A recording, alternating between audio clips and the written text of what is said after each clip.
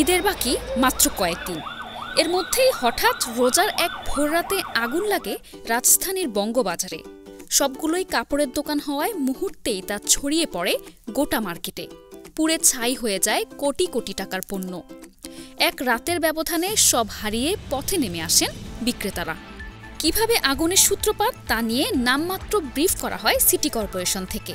বলা হয় মশার কয়েল ও সিগারেটের আগুন থেকে এ অগ্নিকাণ্ডের উৎপত্তি, কিন্তু মূল রহস্য থেকে যায় ধোঁয়াশার মাঝে।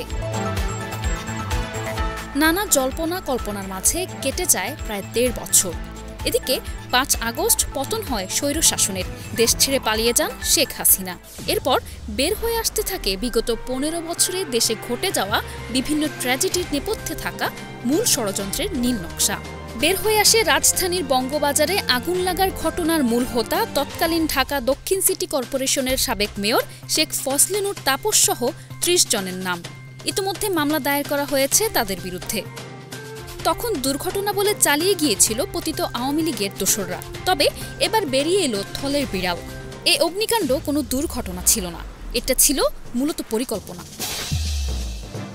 গত ১.৫ দশকে রাজধানী ঢাকাকে বসবাসের অযোগ্য করার লিস্টে সবার আগে নিয়ে যাওয়ার দায়িত্ব খুব গুরুত্ব সহকারে পালন করেছেন ঢাকা সিটি কর্পোরেশনের মেয়ররা। তাদের মধ্যে অন্যতম একজন ঢাকা দক্ষিণ সিটি কর্পোরেশনের সাবেক মেয়র ব্যারিস্টার শেখ ফজলে নূর তাপস। শুক্রবার শাহবাগ থানায় তাপস সহ ১৮ জনের নাম উল্লেখ করে ৩০ জনের নামে মামলা করা হয়েছে। আসামি করা হয়েছে দক্ষিণ সিটি কর্পোরেশনের প্রধান নির্বাহী কর্মকর্তা মিজানুর রহমান, সাবেক সংসদ সদস্য আফজাল হোসেন, সাবেক ওয়ার্ড কাউন্সিলর ফরিদ উদ্দিন রতন, আওয়ামী লীগ নেতা আতিকুর রহমান সহ ১৮ জনের নাম উল্লেখ করা হয়েছে। মামলার অভিযোগে বলা হয়েছে রাজধানীর বঙ্গবাজারে ১.৫ বছর আগে পরিকল্পিতভাবে আগুন দিয়ে পোড়ানো হয়েছিল। এতে নিঃস্ব হয়েছিল কয়েক হাজার পরিবার। মিরপুর এলাকার বাসিন্দা কামাল হোসেন রিপন নামে এক ব্যক্তি ক্ষতিগ্রস্তদের পক্ষে বাদী হয়ে ৫০০ কোটি টাকা ক্ষয়ক্ষতির অভিযোগ এনে শুক্রবার শাহবাগ থানায় মামলাটি দায়ের করেন।